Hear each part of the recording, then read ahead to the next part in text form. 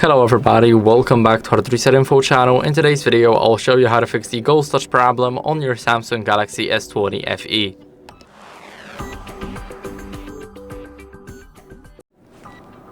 So, what we want to do first is remove the screen protector or case because it can cause a lot of interference to our screen. So basically, when our screen protector is poorly applied and it's misaligned, or it's just a poor quality one, then we can remove it and see if that resolves the issue. If not, then the issue might also be the case. If it's not original, then it can cover a little bit of the screen due to its bezels.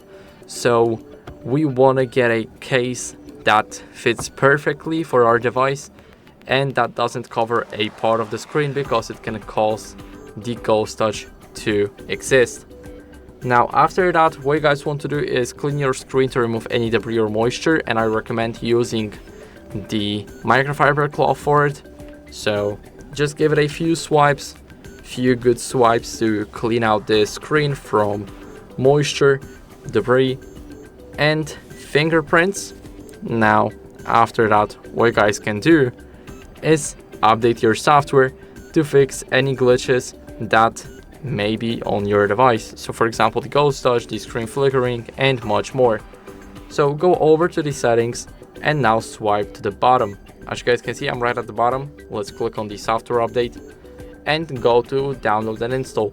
Now you guys can schedule the install or install it now. I recommend scheduling it whenever you're sleeping, but if you really care about fixing that problem ASAP, then click on install now, because this update might take up from 15 minutes up to an hour. So this is a lot of time.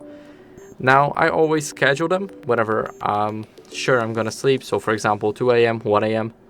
or when it's very important, just like this one, then I'll just click on install now and I'll just wait those either 15 minutes or 1 hour.